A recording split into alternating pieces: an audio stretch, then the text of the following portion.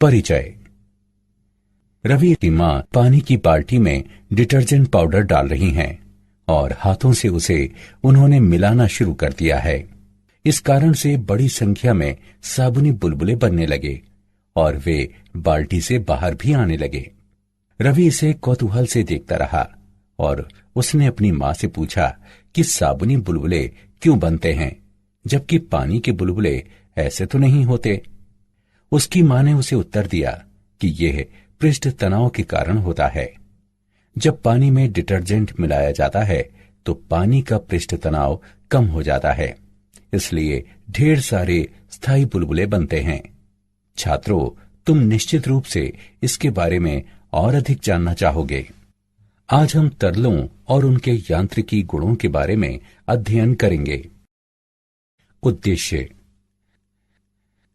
इस पाठ के अंत में आप निम्न करने में सक्षम हो जाएंगे: तरलों को परिभाषित करना, दाब की गणना करना, द्रव स्थैतिक व वायुमंडलीय दाब को वर्णित करना, धारा रेखी प्रवाह का वर्णन करना, सांतप्य समीकरण का विश्लेषण करना, बर्नौली का सिद्धांत तथा टॉरिसेली का नियम जानना, श्यानता को परिभाषित करना, स्टोक का नियम तथा रेनॉल्ड्स संख्या को विश्लेषित करना, पृष्ठ तनाव का वर्णन करना, पृष्ठीय ऊर्जा तथा संपर्क कोण की गणना करना और पृष्ठ तनाव पर आधारित घटनाओं के बारे में समझना। परिभाषा। तरल ऐसा पदार्थ होता है जो प्रवाहित हो सकता है, इसलिए तरल शब्द के अंतर्गत द्रव और गैस दोनों ही आ जाते हैं।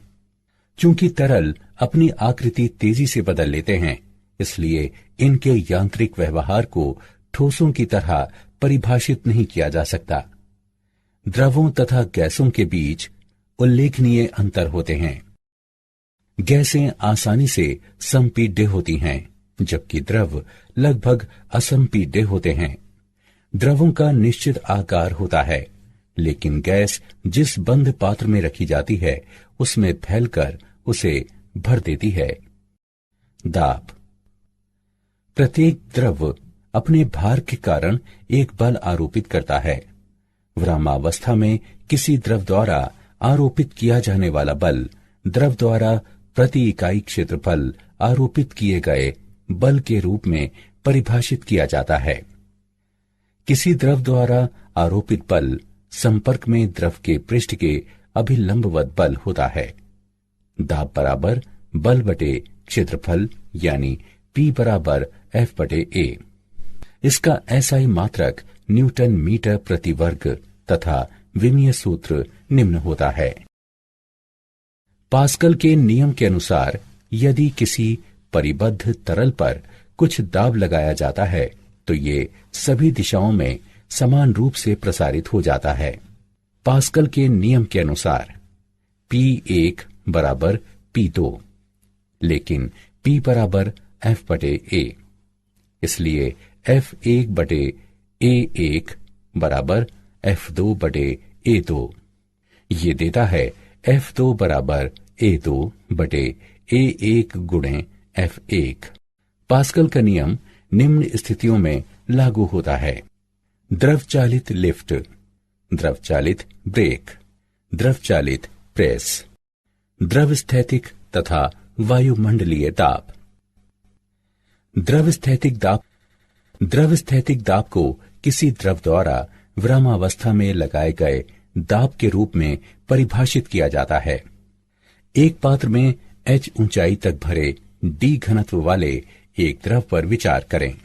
तब द्रव द्वारा आधार पर लगाया जाने वाला दाब निम्न द्वारा व्यक्त है: P बराबर HDG। यह व्यंजक दर्शाता है कि द्रव स्थैतिक दाब निम्न पर निर्भर होता है: द्रव की ऊर्ध्व ऊंचाई तथा द्रव का घनत्व। वायुमंडलीय दाब। वायुमंडल द्वारा लगाया जाने वाला दाब वायुमंडलीय दाब कहलाता है। वायुमंडलीय दाब का मापन करने के लिए प्रयोग की जाने वाली युक्ति वायु दाबमापी यानी बैरोमीटर कहलाती है। एक वायुमंडलीय दाब बराबर 76 सेंटीमीटर पारे द्वारा लगाया गया दाब, या एक एटम बराबर 1.013 गुणे 10⁵ न्यूटन मीटर प्रति वर्ग। यदि वायुमंडल को एक समान घनत्व 1.3 किलोग्राम प्रति मीटर घन की वायु के रूप में मान लिया जाए तो वायुमंडल की ऊंचाई 7.95 किलोमीटर के समतुल्य होगी। धारा रेखी प्रवाह। प्रवाह को अपरिवर्ती कहा जाता है यदि किसी बिंदु पर तरल का वेग समय के साथ परिवर्तित नहीं होता, और ये कथन सभी बिंदुओं पर लागू रहता है। धारा रेखी इस प्रकार खींची गई एक रेखा होती है जिसमें प्रत्येक बिंदु पर इसकी दिशा उस बिंदु पर तरल वेग की दिशा होती है। अपरिवर्ती प्रवाह में धारा रेखाएं स्थैतिक होती हैं और वे एक दूसरे को नहीं काटती। यदि वे एक दूसरे को काटती हों तो हम कहेंगे कि प्रवाह प्रक्षुब्ध है। सांतत्य समीकरण। एक अनुप्रस्थ काट ए से एक तरल का प्रवाह निम्न रूप में व्यक्त है।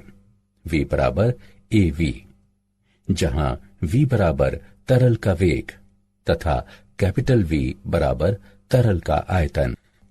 यदि पाइप का आकार परिवर्तित किया जाए तो प्रवाह वेग भी परिवर्तित हो जाएगा। अब प्रवाह की दर निम्न रूप में व्यक्त है। V बराबर A1 V1 बराबर A2 V2। यह समीकरण सांतत्य का समीकरण भी कहलाता है। यह दर्शाता है कि जहां ट्यूब का क्षेत्रफल बड़ा है, चाल मंद है, और जहां ट्यूब का क्षेत्रफल छोटा है, वहां चाल अधिक होती है। बर्नौली का सिद्धांत। बर्नौली के नियम के अनुसार जब कोई आदर्श तरल किसी धारा रेखीय गति में एक बिंदु से अन्य बिंदु की ओर प्रवाहित होता है तो इसके मार्ग के प्रत्येक बिंदु पर कुल ऊर्जा प्रति इकाई आयतन स्थिरांक रहती है। आइए m द्रव्यमान के एक आदर्श तरल को परिवर्ती अनुप्रस्थ काट वाले एक पाइप से प्रवाहित कराएं। लंबाई V1 डेल्टा T के एक भाग में तरल T समय में लंबाई V2 डेल्टा T वाले भाग की ओर प्रवाहित होता है। तरल का घनत्व रो है। तब बर्नौली के नियम के अनुसार बिंदु 1 पर गतिज ऊर्जा, स्थितिज ऊर्जा तथा दाब ऊर्जा का योग बराबर बिंदु 2 पर गतिज ऊर्जा, स्थितिज ऊर्जा तथा दाब ऊर्जा का योग। टॉरिसेली का नियम। टॉरिसेली के नियम के अनुसार जिस चाल से कोई द्रव एक निश्चित ऊंचाई पर बने छिद्र से बाहर गिरता है वह समान ऊंचाई से विरामावस्था से गिरते किसी पिंड की चाल के समान होती है। द्रव्य की चाल निम्न रूप में व्यक्त है। V बराबर वर्ग 2gh, जहां h बराबर द्रव का आरंभिक स्तर, g बराबर गुरुत्व स्थिरांक, श्यानता। इसे द्रव के उस गुण के रूप में परिभाषित किया जाता है जिसके द्वारा एक आंतरिक प्रतिरोध उपस्थित होता है जो परतों के बीच आपेक्षिक गति को समाप्त करने का प्रयास करता है। ये आंतरिक प्रतिरोध द्रव की परतों पर स्पर्श रेखीय रूप में कार्य करता है। न्यूटन के शयान बलों के नियम के अनुसार किसी द्रव की दो परतों के बीच उपस्थित शयान बल संपर्क में दो परतों के क्षेत्रफल तथा परतों के बीच वेग प्रवणता के अनुक्रमानुपाती होता है। F a गुणे डेल्टा V बटे डेल्टा x के अनुक्रमानुपाती है। इस समीकरण को निम्न रूप में लिखा जा सकता है। F बराबर माइनस ईटा a गुणे डेल्टा V बटे डेल्टा x, जहां ईटा बराबर द्रव का श्यानता गुणांक है और ऋणात्मक चिन्ह दर्शाता है कि श्यान बल द्रव की गति के सीधे विपरीत है। इसका विमीय सूत्र निम्न है। स्टोक का नियम। स्टोक का नियम कहता है कि जब कोई गोलीय पिंड किसी शयान तरल के अंदर गमन करता है तो ये तरल की श्यानता के कारण अपनी गति के विपरीत एक बल का अनुभव करता है।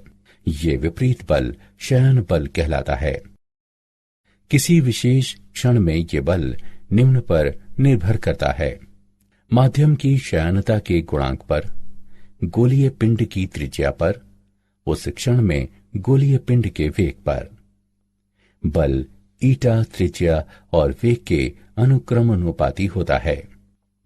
उपरोक्त समीकरणों को सरल करने पर हम निम्न परिणाम प्राप्त करते हैं: F बराबर 6 पाई गुणे ईटा गुणे R गुणे V।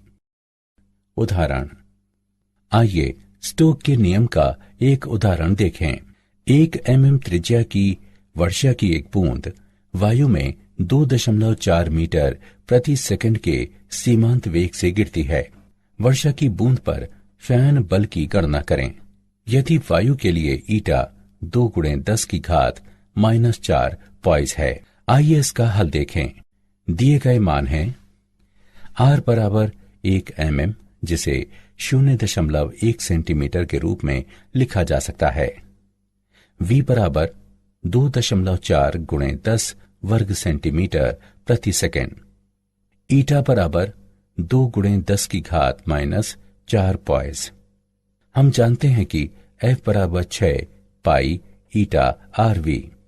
संबंधित मानों को उक्त समीकरण में रखने पर गणना करने पर हम पाते हैं कि F बराबर 9.05 गुणे 10 की घात -2 डाइन, जो 0.091 डाइन के बराबर है। अतः वायु में बूंद का शयन बल 0.091 डाइन है। रेनॉल्ड्स संख्या। क्रांतिक वेग का वो अधिकतम मान है जिस पर किसी द्रव का प्रवाह धारा रेखीय बना रहता है। एक ट्यूब में प्रवाहित होते द्रव के क्रांतिक वेग Vc का मान K गुणे ईटा बटे रो गुणे अल्फा के बराबर है। ये संबंध रेनॉल्ड्स का सूत्र कहलाता है।